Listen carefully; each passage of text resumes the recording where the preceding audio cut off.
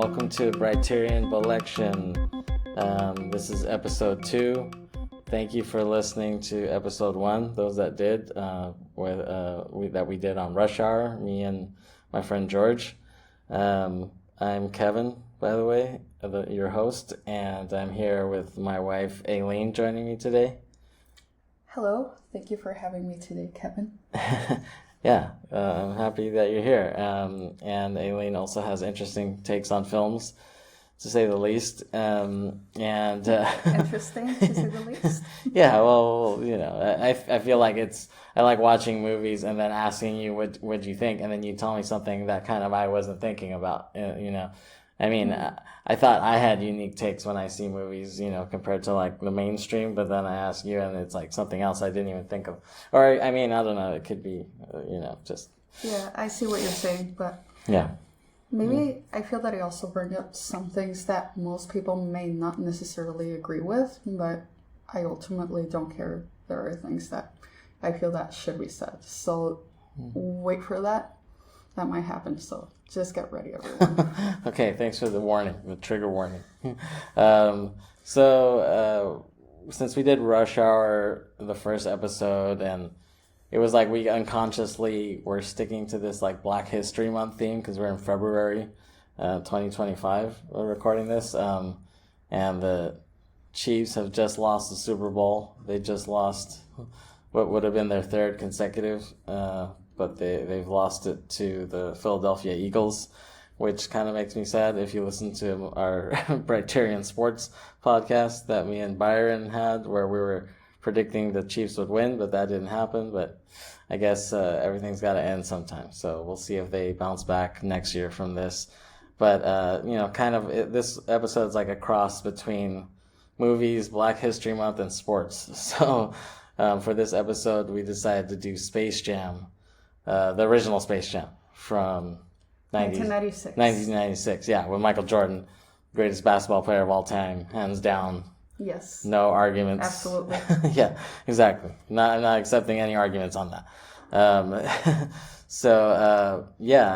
I love this movie. Loved it since the time I saw it. When I met my wife, Aileen, we started talking movies, and I realized that she really liked that movie too. Yes. Yeah. And I still do to this day. Yeah, great. And you even have like a shirt, right? Yes, I do. It's kind of a long story. Well, I actually inherited that shirt from Kevin's sister's fiance, since he was getting rid of a lot of clothes. And among those clothes was that shirt. And I thought, you know what? This will be my lounging at home shirt, or just whenever I'm too lazy to dress up, and I'll just be out and about with that shirt. And surprisingly, I've gotten quite a few compliments from people that I didn't necessarily expect to. We actually know this girl who is a baker. She makes the best baked goods, pizza, whatever. Yeah, she makes great sourdough pizza. And she goes by Brot Bakery or Brot Pizza, which Brot stands for bread in German. And she's actually based out of Tijuana. So if you're ever down there, please go check her out. But she one time complimented me on my shirt, and she said, "I need this shirt right now." Yeah, I'm surprised you didn't take it off your back for her. I didn't want to have to be walking around with my bra. Yeah. That would have been too awkward. Yeah, no, that's a good point. But yeah, she's great. She makes great bread and pizza. But yeah, Space Jam. So, you know, there's a lot of things going on in basketball too. We saw a lot of random trades recently. The Luka Doncic to the Lakers trade, and huge disappointment, by the way. Yeah. Well, we'll see what happens. I think the Lakers will do well with this. I think the Mavs made a stupid trade by doing that, personally. And there was a lot of other random trades. Dennis Schrader, whatever the hell his name is. He's a German player, but he plays in the NBA, and he got traded like 5 times in a week. And he's like, thank God the trade deadline's over, because I felt like a prostitute. That's what he said. And he felt like a slave. That's what he was saying. And it's funny because my coworker was like, "Oh, he has a point." He was like, "He has a point. It does feel like slavery." And then I was like, "Oh, all of a sudden you're an expert on the 13th Amendment." So it was just really stupid. I thought, these guys are making tons of money. But anyways, Space Jam. So because of this Luka Doncic trade recently, I was watching an interview with Charles Barkley and this whole situation. So when I saw him, I was like, "Oh, like let's do Space Jam." George unfortunately isn't available today, but I am. Yeah, but you are, and I figured we could segue to a different movie, and I thought no better movie than Space Jam because this is one childhood movie that we bond over, right? Absolutely. How did that come about? How did we find out we both loved that movie? Do you remember? I don't know. I think it just happened randomly. I think you asked me which movies I was into when I was a kid, and that was one of them. I think that was definitely one of the ones that we bonded over. It was that and a Goofy movie. Yeah, definitely. Those two, like around that time, and it's funny because they all came out around that same time. I think Goofy movie came out the year before. Oh, okay. 95. But I feel like I watched it in '96 on VHS like a shitload, So I feel like that like Space Jam, Goofy movie, and Hunchback of Notre Dame. I feel like those three movies we really bonded over that were from our childhood, right? Yeah, of course. I love all three of those movies. I plan on doing all those movies on Briterion Bollection movies, by the way. Sooner or later. Yeah, eventually. Hopefully sooner. So the movie was directed by Joe Pytka, who I don't know what the hell else he did. I'm not familiar with him either. Yeah, I guess he did a lot of commercials and music videos. I believe it or not, I guess he did a lot of Michael Jackson music videos. Maybe he did the one for Jam with Michael Jordan. I gotta research that.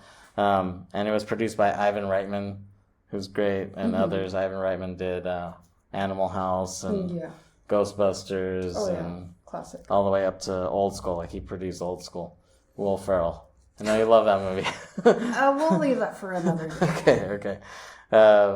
So Space Jam, I was surprised. It was a huge commercial success. It grossed over $250 million worldwide to become the highest grossing basketball film of all time until 2022, as well as the 10th highest grossing film of 1996. So it broke the top 10. That's pretty good. I remember, it was really big at the time. Yeah, I guess it was, and I just didn't realize it. I mean, I thought maybe, I knew it had people, but I don't know. I kind of felt like a lot of snobs wouldn't want to see it just because it's like, oh, Michael Jordan acting, you know what I'm saying? And it's a cartoon no less, I think, I thought that they would think it was too cheesy to watch, but actually, I guess people shelled out for this. And obviously Jordan is a huge star, one of the most famous people ever, so of course this would do great worldwide. I guess that totally makes sense. I mean, I think it was a great production overall, and I mean, I wouldn't doubt if Michael Jordan does, if he really does an awesome job on the court, I don't see why he wouldn't be able to do it on the big screen. Yeah, that's a good point. And in a way, I'm kind of surprised he didn't want to do more movies. I mean, I guess it was just like a one and done sort of thing. He did that one, but it was probably for the best, honestly. Why is that? I just feel that oftentimes maybe they don't want to overstretch it and just look their careers look bad, I guess. Yeah, like overdo it, you mean? I guess you have a point. But I guess, it was such a hit that you would think that the producers would be like on his ass. Like, let's do some more movies. Let's do Space Jam 2. Let's do, action movie or something like that. Yeah, but I don't know. But I guess I have to give credit to Michael for not doing that, and I think he just felt like I only wanted to do it once, and I wanted to do like a kids movie, because he knows that he's a role model, and he didn't want to overdo it. So I guess I do gotta give him props for that. Yeah, of course.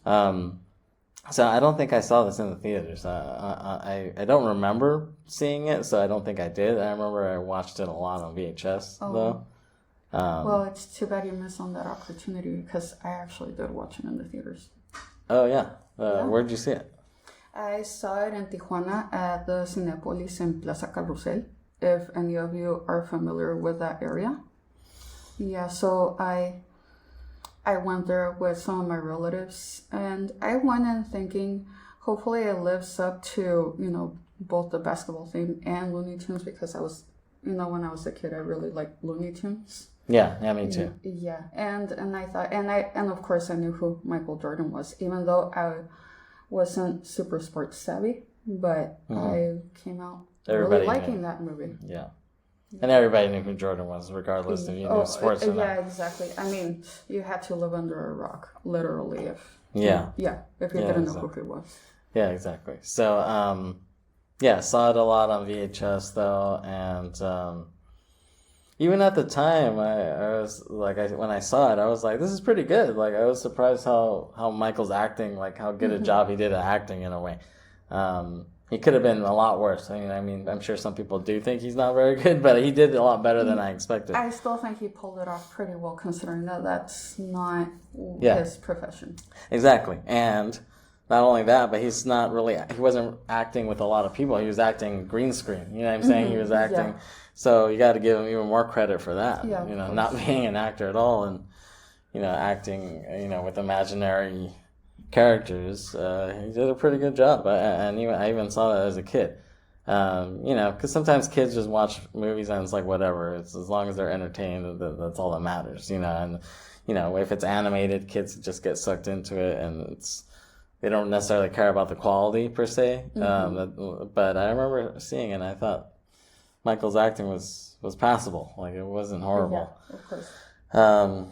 Well, this movie, like, we rewatched it, and it just, like, flies by. Like, it's super quick, 88 minutes. It doesn't feel like a very long movie. Well, I mean, it is a kid's movie, so you also can't make it too long. You don't want to bore them. Yeah, that's true. And I guess the whole animation aspect, I feel like animated movies, at least before, weren't very long because the animation was harder to do. They had to do it by hand. Absolutely. You know what I'm saying? Not like now where you can have CGI, digital animation, and it's easier to manipulate them. Yeah, of course. I mean, the movies still take like 2 years to come out, but still, it was even harder then. So they were like just gonna draw the bare minimum. It's like, okay, let's make it long enough to be a long movie, and that's it. Well, I mean, it is half live action and half animated, something like that. Yeah, right? Exactly. Yeah. So it's this blend of the two worlds. So like we'll go over the scenes kind of chronologically, at least the ones that stand out to us, and the scenes that are important. So the opening credits I thought are really cool because you get to see like his whole highlight reel. You see like real stuff of Jordan. Well, I mean, exactly. It does give it more of a sense of reality. Yeah. So I'm glad that they actually had the written authorization of the NBA, which is funny saying that because they would always say that. I mean, I haven't really watched a live basketball game recently, but I remember back in the day, at least NBA on NBC, when it would go to commercial, like towards the end of the game, it'd be like this, the airing of this has been like endorsed with the written authorization of the NBA. Like they would always mention that. Whenever they always have to say that, like you can't reuse the footage without like written authorization of the NBA. So, well, I'm sure that the NBA wanted the producers to give them credit too. Yeah. They wanted to, the distribution company at least. Right. To give awareness, like give more publicity to the NBA wouldn't hurt, right? Yeah. So I'm glad that they did get that authorization because it would have been horrible if this was some bootleg thing, seeing Jordan in just some random plain red and black jersey just would look horrible, So I'm glad they got that.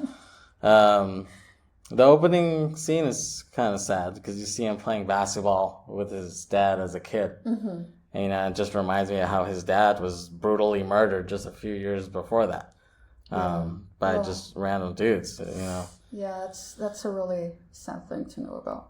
Yeah, so just seeing that scene, it's pretty sad, and it reminded me of that, and And I'm sure that he wanted to honor him in some way. Exactly. Yeah, and I'm a big Jordan fan. I'm a huge Jordan fan. So, full disclosure, I love him. I love his career. To me, he's not only the greatest basketball player of all time, but I think he's maybe the greatest athlete of all time. I remember watching basketball when I was a kid, like with my mom and my brother, and it was the it was the 91 NBA Finals. So, and it was Lakers Bulls. And, I didn't know much at the time, but just everyone was rooting for the Lakers because we're based in Southern California. There's no San Diego team, so it's like you kind of have to root for the Lakers. So everyone was going for him, and the Lakers were the team of the 80s, basically. They won the most championships in the 80s, and Magic Johnson was the shit. So everyone was rooting for them. But then all of a sudden, Jordan in this series, he really just took over. And, I could see him. And I think the Lakers won the first game, but then they didn't win a game after that because Jordan just really took it over. And, even as a kid, when I saw it, I felt like this is like a changing of the guard. It was like, when I saw it, it was like, literally, because he's a shooting guard, like changing of the guard. When I saw that as a kid, I was like, oh, there's something special going on here. There's like something different, like him winning this. It was like ushering in a new era. It was like ushering in the 90s, basically, officially, at least from a sports perspective. So seeing that, like everyone in my family was rooting for the Lakers, but then seeing Jordan in this series, like I was like, oh man, this guy's great. Like you gotta hand it to him. He's the shit, Yeah. And, going into the next year, he won it again the next year. And then that third year, he was able to do what the Chiefs didn't do today. He was able to win 3 in a row, which, I didn't think that was possible, I guess. But seeing him as a kid, it was just magical to see this run. Yeah. And then, and I remember it was funny because, we had like in elementary school, we had like a sports day or something like that. It was like wear your sports gear, and I guess it was right after that first finals in '91, and I was gonna wear this Magic Johnson outfit that I had, and I was like, oh, like I want a Bulls one instead, and my brother was like, oh, just wear that like Magic Johnson one. Like you don't need to buy a new one just for that, But I was like, oh, but Magic Johnson's retired. Like, he's retired now. Like, I remember making a big deal out of that. I don't get why he would give such a hard time now when I'm sure he has to spend a lot on his daughter's, sports equipment and stuff like that. Yeah, well, at the time he was young, too. So I think he didn't think like he thinks now. I'm sure now he would understand. But at the time, you know how it is. But yeah, I just became this Jordan fan overnight. And, and then when he retired that first time, it was shortly after his dad was murdered. And he retired. And to me, that was just sad. I was like, damn, like this was such a good run. And it was sad to see him go, Yeah, but I guess, to honor his dad, he wanted to try baseball because his dad played baseball and he wanted to give that a chance. And I'm kind of surprised, like watching this movie, how much they incorporated of his personal life into the movie. Like it shows him playing baseball and sucking, in the movie. Yeah, I think they feel that most people are usually drawn to things that are very personal to the main character, especially if it involves them in real life. Right. Yeah. Like, usually, a lot of people tend to be more drawn to things that are more heartfelt. Right. Yeah, you're right. At least from my perspective. Yeah. Because I'm like that myself. Right. Yeah. And they needed some sort of storyline to this. It's like, what's the conflict? And it's kind of genius because they just pulled the conflict from his actual life, and put it into the story. So, I was surprised to see that. Like, I kind of forgot how much of his personal life they put into it. So you see him struggling playing baseball, and there's a nice cameo from Jim Rome talking about how much Michael sucks, and he's striking out on the field. And we see a fake version of Michael's family. This actress, Teresa Randall, plays his wife. I would always see her in like 90s movies as like the wife or the mom. And we see, his family supporting him regardless, even though he's sucking at baseball. Well, I mean, that is how it should be. Yeah, exactly. Yeah. So they have his back. And then we cut to an amusement park in space called Moron Mountain, which is like a jab at Magic Mountain. where the Looney Tunes characters are based out of. Yeah. So, and we see this ugly alien guy, and his name is Mr. Swackhammer, and he's played by Danny DeVito, who you love a lot, right? I want to say I love him, but I do like a few of his movies. Yeah. If you ever have heard me boast about Matilda, that's because you've already gotten to know me pretty well, which Kevin has already heard me talk a lot about that movie. Yeah. And I do have to say, Matilda and The War of the Roses with Michael Douglas. Yeah. Yeah. Those are your favorites, right? Well, yeah, at least I find them both hilarious. Yeah. Now, I'm sure you would want to talk about, especially Matilda, on one of these episodes, yes, right? I absolutely would. I'm sure if it was up to you, you could watch Matilda like every week at least, probably. Yeah, I also don't want to get too burnt out on that. Yeah. I have seen it a lot of times during my lifetime. Right. So DeVito, he plays Mr. Swackhammer, and he sees that Moron Mountain is failing, not getting enough people, enough sales. Yeah. But he hears about the Looney Tunes characters, and so he sends his little alien buddies to try to abduct them and use them, conquer them, so they can work at Moron Mountain. They can be like slaves on Moron Mountain, basically. Yeah. And the whole Moron Mountain thing, I like how they kind of bite the hand that feeds them in this, Looney Tunes, Magic Mountain, Moron Mountain. It's pretty funny. And speaking of Warner Brothers, like you mentioned earlier, you were really into Looney Tunes. I was too. I really like Tiny Toon Adventures a lot. Shout out to Steven Spielberg for creating that. Yep. Yeah. Well, even though I'm not the biggest Spielberg fan, but I did like Tiny Toons. In fact, my 5th birthday was Tiny Toons themed, which I was very excited about. Well, I was spoiled at the time. The spoiledness stopped after a few years. Went away.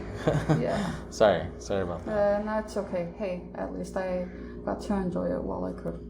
Yeah. But yeah, I was really into Babs Bunny. She was one of my favorites. Yeah. Definitely. Yeah, I love that. We're Babs and Buster Bunny. No relation. I used to love that. And at the time, I think when I first saw it, I didn't get that, but then I figured it out after a while. I was like, yeah. okay. Well, I didn't get a lot of the references either because for those who don't know, my English as a child wasn't the best. Right. It may not. It's your second language. Yes, it is my second language. It may not sound like it now, but it definitely sounded like it at the time. Right. Yeah. So I also didn't get a lot of the references. A lot of my sense of humor is pretty slapsticky, and that's why, because instead of getting the dialogue, I got more of the physical aspect of it. Right, so, the physical comedy that they would have. Exactly. Yeah. No, that's great. Cartoons have always been used to learn languages, I'm sure. I was also a big Tasmania fan. I liked that show a lot. Thought that was cool. Well, I did like Dizzy too. Yeah, Dizzy, the little one. Like that's what was cool about Tiny Toons, because they all had their little version of each character. Yeah, basically. If you never saw that, or if you were too young to see that, I'm sure it's on YouTube or whatever. But yeah, like the Dizzy Devil was like the little Tasmanian devil. Plucky was like Daffy. Yeah. Right. And he would always have the elevator go down the hole. Yeah. I always used to hear Jackass kids say that after that in elementary or middle school. Yeah, but that was a great show. So, and then we would see like Looney Tunes a lot, like when Cartoon Network came out. Like, what year did Cartoon Network come out anyway? Was that 93 or 94? Something like that. I honestly don't remember, but I know it was right around that time. Yeah, so Cartoon Network, when it first came out, was very different than what it is now. Like, now it's just all Adult Swim shit and weird incel cartoons or whatever. Like, I feel like, I mean, I like Bob's Burgers, but I mean, that's from Fox. They just re-air it exactly. on Cartoon Network. But because initially it was like, let's just have a show, a channel with cartoons, and I think it's owned by, it was owned by Looney Tunes, like Viacom or whatever. Mm-hmm. So they just played all the old Looney Tunes. So when Cartoon Network first came out, it was like I was just watching old school Looney Tunes every day. So that's how I really got into those. I mean, and these characters are known anyways from Magic Mountain and stuff like that. Mm-hmm. So in the movie Space Jam, the Looney Tunes are having a town hall meeting and these little aliens from Moron Mountain come, and they say they want to take over Bugs and Company, and Bugs and Company just kind of laugh their asses off at them because they're like, you guys are just little twerps, like what are you guys gonna do? But they're really serious about it, so Bugs and Company decide that they'll battle for the slavery of the Looney Tunes by playing a basketball game. So if Looney Tunes lose, they have to work on Moron Mountain, and if they win, they don't. So, and there's like a cool little thing where Bugs references the movie Patton with George C. Scott, where he has like the U.S. flag behind him and he's dressed like a general. It's a nice little nod to Patton. Yeah, even though I'm not a very patriotic person, for those who really know me. I know, but it's just cool for the movie. And Coppola, he wrote Patton, actually, Francis Ford Coppola. He didn't direct it. Good to know. I think it was, I forgot who the director was. I think it was the same guy who did Escape from Alcatraz was the director. But yeah, George C. Scott, he was a great actor. So we see a Suns-Knicks game, and what's funny is that in the crowd of the game, there's a couple watching the game, and the couple is played by Patricia Heaton from Everybody Loves Raymond, the wife from Everybody Loves Raymond, and she was in The Middle, the show The Middle, and her husband or boyfriend or whatever is played by Dan Castellaneta. Yes, who is the voice of Homer Simpson amongst a lot of other characters on The Simpsons. Yeah, exactly. So it's funny to see him at the game in the movie. It's a nice little, if you know who it is, it's a nice little Easter egg. Yeah. And what's cool is that was a real game. You see all the real players and the real coaches, like Danny Ainge is playing, and Charles Oakley, Patrick Ewing. So they shot this at a real game. And the aliens, they become like symbiotes, like Venom, Eddie Brock and Venom and Spider-Man, like they become like symbiotic with the players. Like they go into the players and, take over their bodies, basically. So they're sucking the talent out of them. They suck the talent out of them, so they go to various players. They suck out the talent of Charles Barkley, Patrick Ewing, Larry Johnson, Muggsy Bogues, who's the shortest player I think in NBA history, and they suck the talent of Sean Bradley, who doesn't really have any talent. So it's like, why they suck his talent? He sucks. I guess they thought, like, we can get the very least out of him. Yeah. I think they just needed a tall white guy, and I guess he was available. So because out of sucking their talent, they become the Monstars, right? Which is like iconic, right? Yeah. Oh, well, quote unquote. Yeah. So that happens. Then we see Bill Murray, Michael Jordan, and Larry Bird playing golf. And the movie has a lot of great cameos by basketball players and other random people. And the Looney Tunes abduct Michael when he's posing for a picture by taking the golf ball out of the hole. They kind of like suck him through through the hole. Right, through the golf hole. And he gets transported to the Looney Tuniverse, basically. He goes there and he's like, whoa, where am I? And then Michael gets kissed by Bugs, right? Gross. Yeah. I don't think that was a consensual kiss. Of course not. Which Bugs Bunny would have been Me Too'd nowadays. I think he might have been Me Too'd on that set. The way he was looking at Lola, He was... well, I think there was just overall, like, inappropriateness coming from Bugs Bunny. He has a... jail bait. Yeah. Well, he has a bad... racial history too, if you look that up, but that's for another time. Don't get me started with that. Yeah, exactly. But anyway, so he kisses Michael and he says, "Welcome to the Looney Tunes universe," and basically he tells him, "Hey, we need you. You're the most talented basketball player. We need you to play basketball for us." They kind of plead for him to help, and he's reluctant to do it. So they take him to their gym, and it's disgusting. Oh, yeah. Yeah. You can tell that it hadn't been used in decades. Yeah. And I'm sure it almost smelled as bad as the boys' locker room when I was in high school, which smelled fucking horrible. I don't even want to imagine that. Yeah, it was really bad. So Michael's like, if you want me to play, you guys got to clean this at the bare minimum. So they clean the gym up by spitting all over it, basically. And I don't get how that would clean anything, because they're just filling it with even more bacteria. well, I guess they spit shine it, quote unquote, and Whatever. then they get Tasmanian Devil, and he spins around with a bunch of mops, and that kind of cleans the place up. You start seeing the like sparkly shine of the gym, you know, and it's funny because there's a scene where we see Barkley walking around, and he sees girls playing basketball, and it's like he has an urge to play, and he's like, "Can I play?" And they're like, "Yeah, Charles Barkley," and he goes into the game, and he's horrible. And, Yeah, I think he just really wanted to prove himself more than anything. yeah, Since he didn't exactly realize that his talent got sucked by the Monstars. yeah. He still wanted to see if he still had it, and these ladies were like, "You ain't Charles Barkley, you suck," or whatever. Yeah, You're just a lookalike. yeah, you're just a wannabe.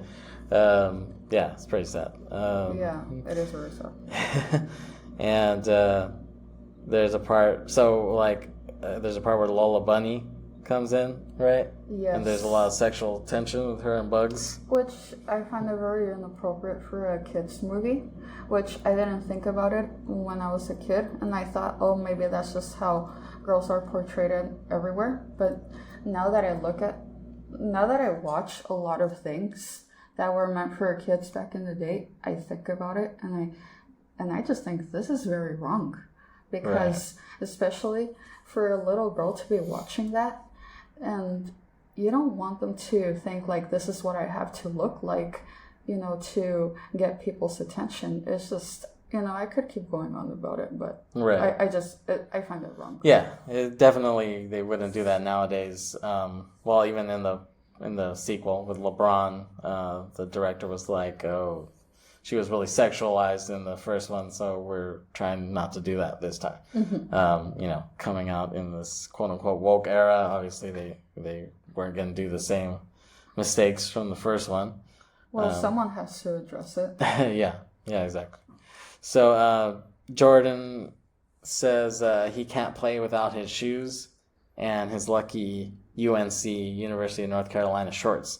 So he tells Bugs and Daffy if he can get that, if they can get that stuff, he'll play. So Bugs and what? No, isn't that the school he went to?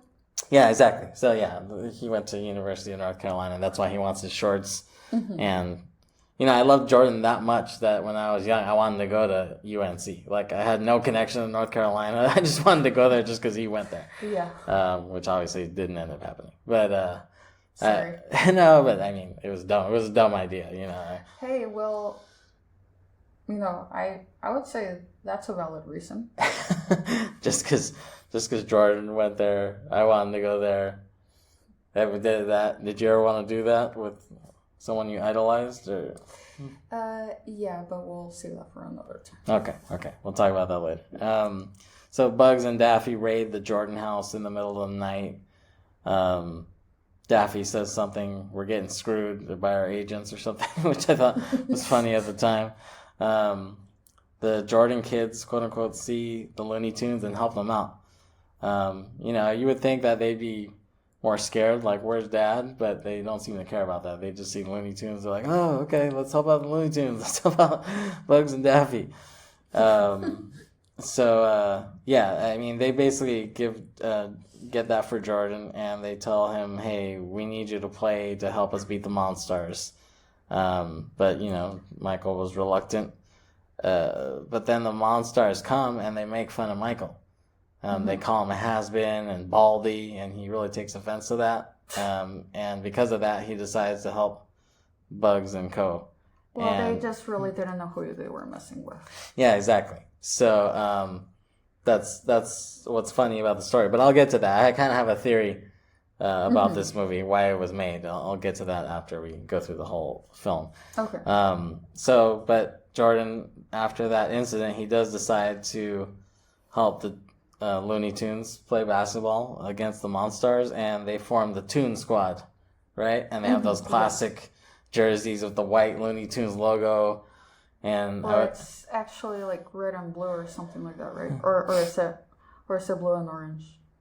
Yeah, but isn't it white like the? Well, the letters are white. Yeah. So, yeah, it's like a classic jersey from the '90s, and I remember I would always see jackasses at Coachella wearing those and stuff like that.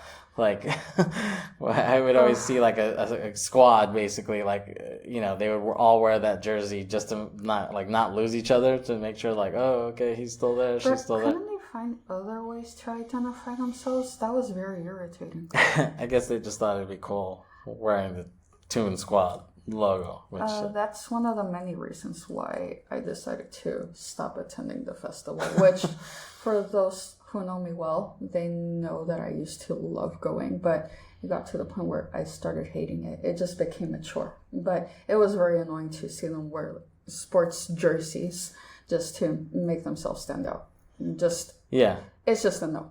Yeah. Yeah, FYI, at Coachella, at least when we were still going, it was like the land of white dudes with random ass basketball jerseys, I swear. And that probably hasn't changed now. Yeah, probably not. I know I have a bunch of pictures. Like, I wanted to do like a photography book, like a coffee table book, called like Random White Dudes Wearing Random Ass Basketball Jerseys at Coachella. Like, that's what it's going to be called. Maybe we'll see it published one day. Yeah, maybe. You never know. So in the game, in the movie, the big game is here, and there is mad traffic, like, of people trying to get to this game. Oh, yeah. I mean, the line looks almost as bad as Sleep Train Amphitheater trying to get in there. Like, it looks horrible. And it's actually not Sleep Train. You're now talking about North Island Amphitheater, which actually originally started as Course Amphitheater. Right. But we can never keep up with the name. But one of the bad things about that venue is that it takes a very long time to get in, and it takes even longer to get out of there. Yeah, it's fucking horrible. Trust me. You never want to go there. Unless you love whoever's playing. Yeah, unless you must go. Or get there very early, or maybe start getting out of there before they even end. Yeah, or just stay in your car, listening to music for 3 hours after, and then leave. You know what I'm saying? That's like the only thing you can do there. But yeah, the line in the movie, it looks that horrible. So the game starts, and the Monstars have a big ass lead. They're running up the score, and it's funny because the scoreboard keeps running and running, and then it says like kind of one-sided, don't you think? Like, it's funny.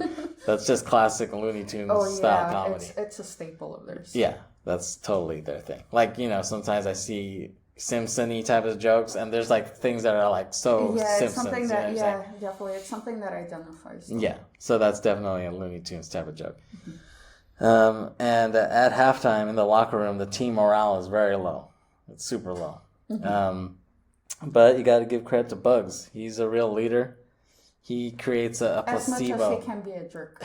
Yeah, exactly. But he saved the game for them in a way, because he creates a placebo for the other Looney Tunes, because Michael gives a speech and everybody falls asleep. It doesn't do anything for the other Looney Tunes. Yeah. Well, at least he kept them motivated. Yeah, maybe they should have just brought in Tim Tebow for the halftime speech or whatever.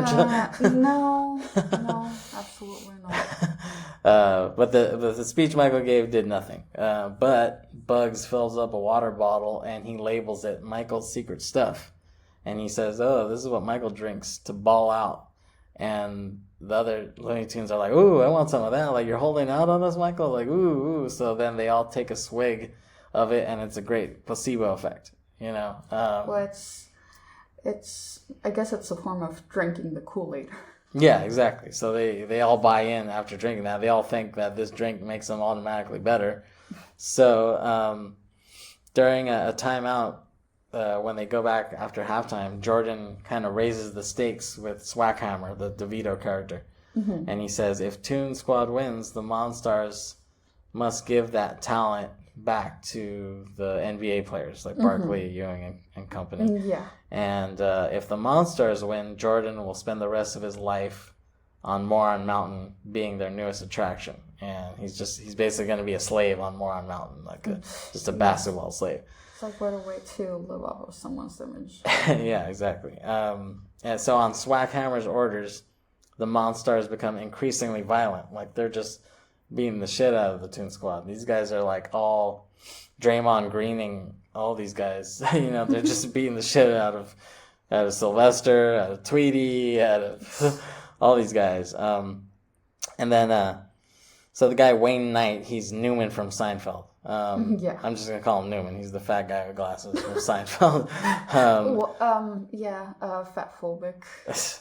Well, I mean, that's just how we identify him. Yeah, well, I just feel that the way that his character was portrayed in the movie was pretty fat phobic. Yeah, no, that's true. Yeah, like he's on the team and he says, "I'm not tall, but I'm slow." Like, which I thought was funny. Yeah. Like that really helps the situation. Yeah. But then the Looney Tunes are on the comeback trail. They reference Pulp Fiction during the game with the Dick Dale music, the intro, surf music, and Elmer Fudd, and I think someone else is dressed in the black suits like they're Jules and Vincent. Yeah, it's too bad I didn't get the reference at the time, but I definitely do now. Just because... Yeah. Because at the time, I didn't know a lot about adult movies because I was... Not adult movies, but movies for adults. Oh, well, yeah, that's what I meant. Movies for grown-ups. Yeah. Kevin, don't give the wrong idea. But, okay, so going back to it, I grew up very, let's just say, sheltered, and there were a lot of filters applied on me, so I didn't really know about, like, movies like that. Not until I was a teenager, which... When I look at it, I was like, why did I miss out on so much? But now I definitely do get the reference, and it's also a great movie. Yeah. We plan on talking about it sometime on Briterion. And yeah, I hadn't seen it at the time either, which I got to see a lot of grown-up movies at that time, but that I didn't see because, I don't think anyone in my family was really interested in seeing it. I don't think Probably not. Yeah, I don't think my parents wanted to see it. I think my brother might have, but he might have been like, even this is kind of too adult, maybe even for me. He took me to see True Lies and Terminator 2, but he didn't take me to see that. But part of it, he was in the Navy, so he wasn't really around that much at that time. I feel like Pulp Fiction wouldn't have been that much different. No, but I guess it just would have had too much dialogue that would have went over my head at the time, Maybe. But I did see, I obviously knew what it was because I saw a lot of interviews and commercials about it, and it was getting parodied a lot around that time. It was on Mad TV, I remember, was parodied, and they would always say, "I'm going to get medieval on that ass," because that was a line from the movie. So I knew that dialogue, but I hadn't seen the movie yet. But it was just cool that they would reference that, and then Bill Murray comes in to the movie, and he does that Looney Tunes little theme, that da, da, da, da, da, da, which I think is funny. And then the DeVito guy is like, "I didn't know Dan Aykroyd was in this picture." Yeah, it's kind of one of those wrong answers only. Yeah, that was funny. That's pretty funny. Yeah. I like that he did that. It was a good joke. Even though I still go SMH up that. Yeah. So he comes in with 10 seconds left on the clock, just to see if he can help out in any way. And I think he just always wanted to play basketball, especially with Jordan of all people. So he got to live his dream. So with 10 seconds left on the clock, the Toon Squad is down 2 points.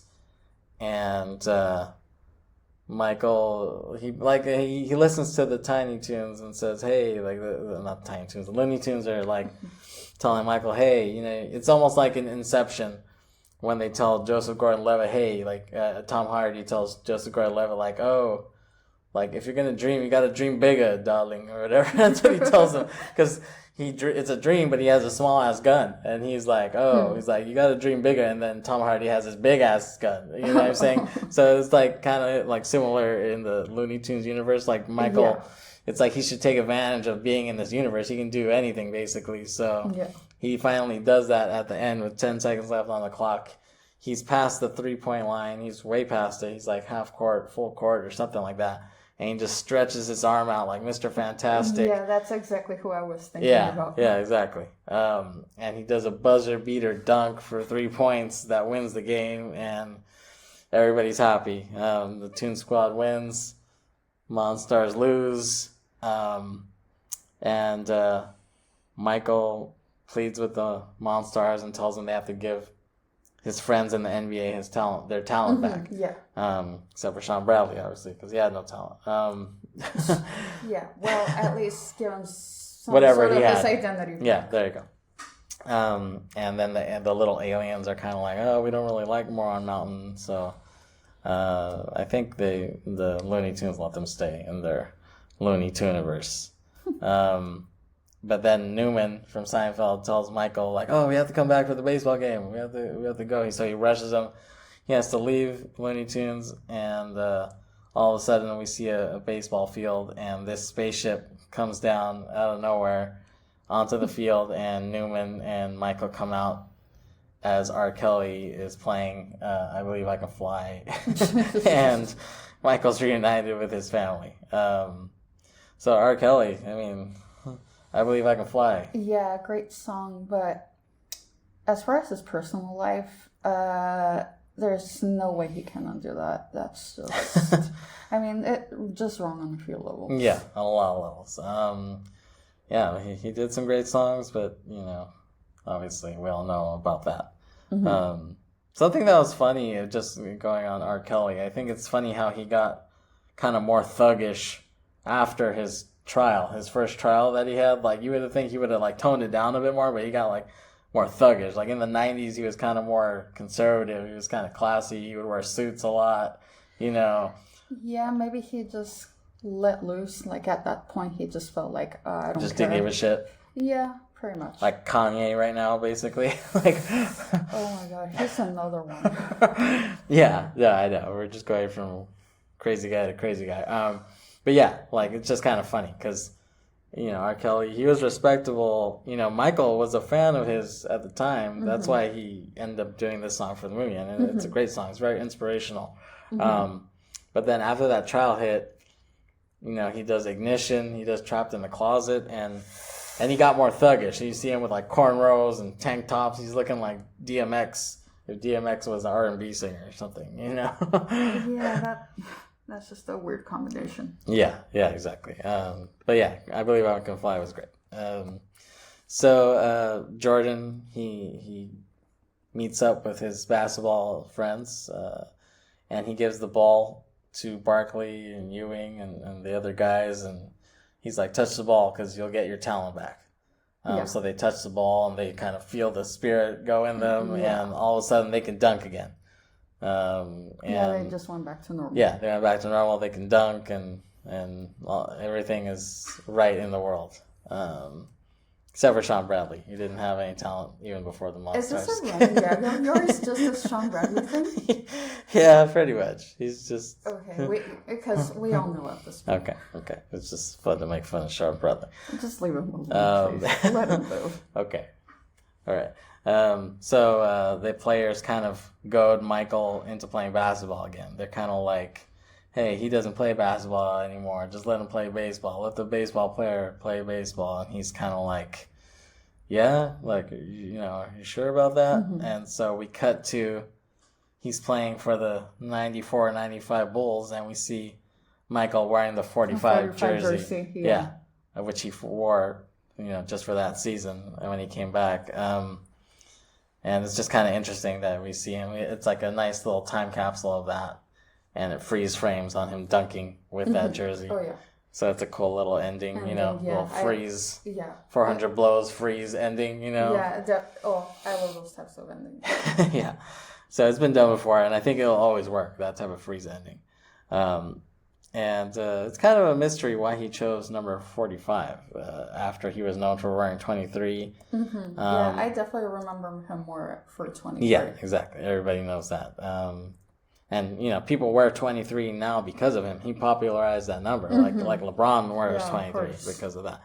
And what's funny, I know, like, there's this line from this Big Sean song, Bounce Back. And he says, if I fall off, I bounce back like 2-3 did with 4 or 5. And I was reading an interview with Big Sean where he was like, oh, I didn't realize that's why he chose 45. Because, like, the numbers are consecutive. Like, 2, 3... he came back with 4 or 5. You know what I'm saying? Like, that's what Big Sean was saying. But Jordan said he just wore it because, I guess it was right after his father passed away and he was coming back to NBA, so it would be like a fresh start. He wanted just a new start, and I guess he was wearing that number playing baseball. So I guess he wanted that, but then that season didn't end very good. So the playoffs that year, Jordan and the Bulls got swept by Shaquille O'Neal and the Orlando Magic, who ended up losing in the finals to the Houston Rockets because the Houston Rockets went back-to-back in 94, 95. So I think Jordan was like, oh, number 45 doesn't, it's not good on me. I need to go back to 23. So the next year, the 95-96 Bulls, he wears 23, and that team is considered probably the greatest team of all time because they only lost 10 games that season. Yeah. 10 games out of 82 games. That's a pretty good percentage. And definitely. The thing is, in the first round of the playoffs, Jordan, the Bulls play Shaquille O'Neal and the Magic again, and the Bulls sweep the Magic. And so it was a comeback. Yeah. And so Jordan, that's how he was. He had that killer instinct. He wanted revenge. So he was like, I want to play them, like that way I can kill them. Like, like they embarrassed us last year. Like he just had that killer instinct. He just had that killer mentality. And then, they ended up doing another three-peat. They repeated the three-peat, which is great. And that's why Jordan's great. He's 6-0 all time in finals. That's why he's the greatest. Yeah. Hands down. Definitely one of the greatest in all sports. Yeah, for sure. He's up there with Babe Ruth and Muhammad Ali and stuff like that. Yeah. So yeah, that's Space Jam. Let's talk about the soundtrack. Soundtrack was great. Like we talked about R. Kelly, that song. Despite his transgressions, that song is great. Yeah, definitely. I love the hip hop posse cut. Hit 'em high, hit 'em low with Method Man, Be Real, Busta Rhymes, Coolio, L. Cool J. I thought that was cool. Yeah, I know that you growing up, you're more familiar with hip hop. I wasn't, but I was more familiar with the more like the dance aspect, like at least with that genre. Yeah, exactly. I grew up a real hip hop head. It was the first form of music that I really attached to as a kid. So that like that track, I love that track. It's exactly what I wanted to hear at that time. Yeah. The Seal, Fly Like an Eagle, Steve Miller. That was pretty cool. Oh yeah, that's a good song. We're big Seal fans. Kiss from a Rose. Yeah, of course. Or Crazy. Crazy. Kiss from a Rose. Anyways, it was a great soundtrack. I like the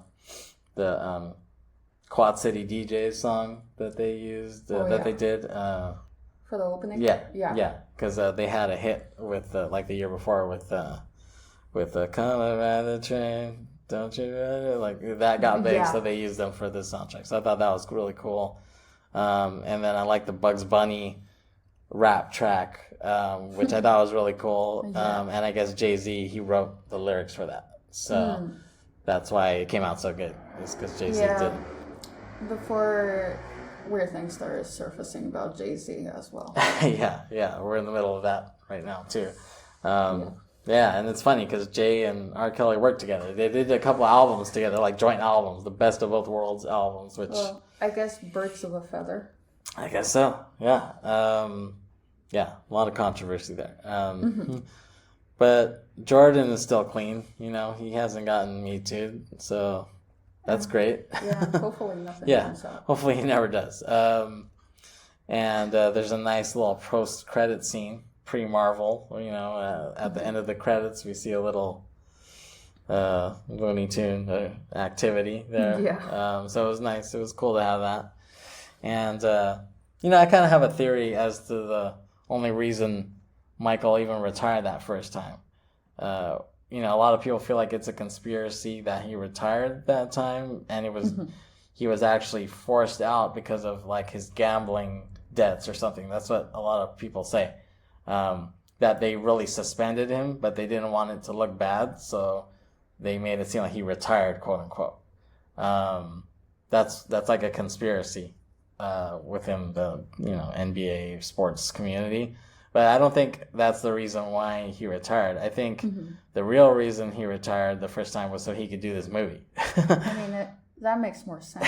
But I feel that if he really did have gambling debts, then you would have seen them struggle more. Even though some people are able to hide their financial struggles. Yeah, I mean, I guess he did have gambling debts, supposedly. Like, that's documented, but, I guess he technically should have been banned from the sport at that time, I guess, or at least suspended. So they look at his retirement like it was really a suspension, but they called it a retirement. That's why he came back to the game not that long after, So they just sugarcoated the whole thing. Yeah, I guess, kind of. That's what people say. But I don't necessarily buy that. I think it's more because he just wanted to do this movie. That's why he retired, quote unquote, for that time. Because he would have needed the time to shoot this. I don't think the off season would have been long enough to do that, honestly. Probably not. And then they would have needed the storyline, like, because his life got incorporated into the story of the movie. So they would have needed him gone from the game to incorporate that into the movie, because the only reason the aliens didn't steal him is because he wasn't playing at the time. You know what I'm saying? Yeah. So he would have needed to be away from the sport to have done that. So that's kind of my theory as to why they even, why he even retired at that time. I don't think it was because of gambling. I think it was just to make the movie. I think that theory has some validity. Well, let me know what you think out there. Yeah, I mean, I guess we all have a right to our opinions. That includes you. Yeah, I have a lot of weird theories. Yes, you do. Yeah, and I know the film's official website, spacejam.com, it was created in 1996 to promote the movie. Yeah, and it was like unchanged. I don't know if you ever saw this. It was active and unchanged for 25 years. So going on that website, I actually did look it up a few years ago. I think it's not there anymore.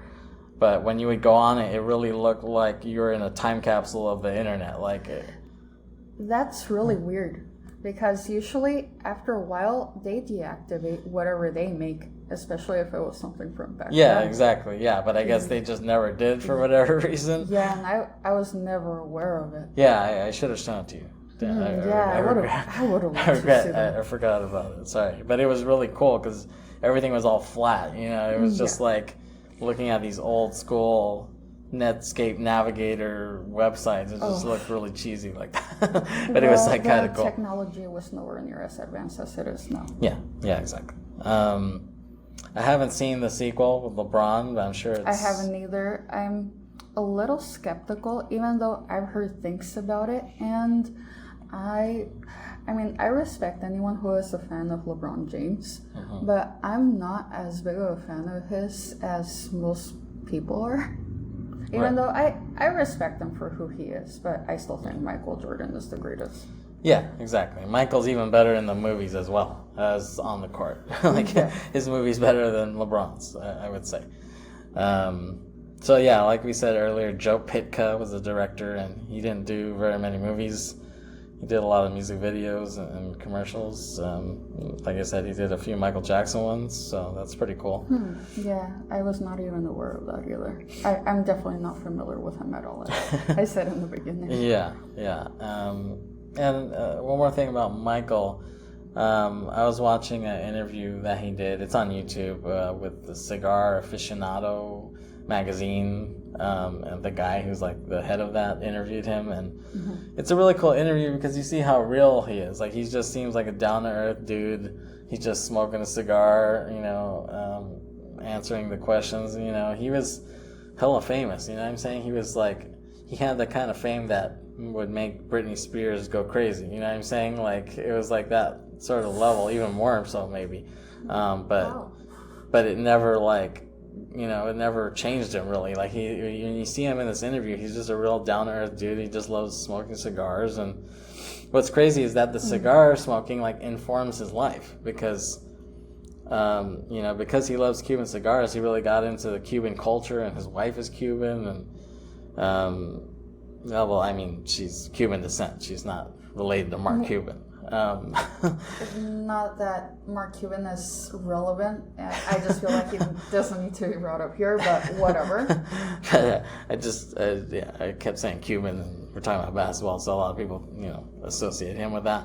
but like you see the interview and Jordan, he's just a real down to earth dude, and it's really cool. Like he just that's part of what makes me like him even more, is that he's not being fake. He's just I mean, even though I've heard great things about him, I've also heard that he was pretty hard on his teammates. I mean, I don't prove me wrong, but that's what I recently heard. Oh yeah, like if you see in The Last Dance, the documentary, he was pretty hard on his teammates. I mean, I think him and Scottie Pippen don't have a great relationship, but they obviously respect each other, and obviously the whole weird thing about Jordan's son dating Pippen's ex-wife, that whole thing is weird. That's pretty WTF right there. Yeah.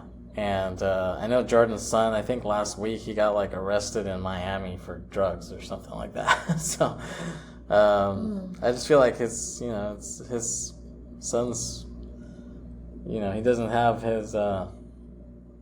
Drugs and integrity. Yeah, what do you say? Yeah, I would say so. But I mean, I guess it's hard. I think it's hard being the child of, a legendary person. Yeah, exactly. Like, he's obviously not going to play basketball as great as his dad, so it's like, what can he do at this point? You know what I'm saying? Yeah. And I think him having drugs and doing weird shit, Pippen's wife, like, I think that's part of that,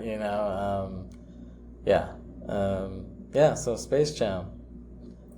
Yeah. You want to add anything else, Aileen? Well, a few things, actually. One thing I wanted to mention earlier, talking about the characters. Well, big reason why I wanted to watch this movie was because of Looney Tunes, and I like a few of the characters, like Daffy. I think he's funny, even though he spits a lot. Taz, I also thought Taz was very funny. If you ever watched Tasmania back in the day, that was also a very funny cartoon. Seems like nowadays a lot of people don't remember it. Yeah, it's pretty forgotten. Yeah. But look it up, and if you happen to find it, then watch it. Yeah, it was great. It was great, yeah.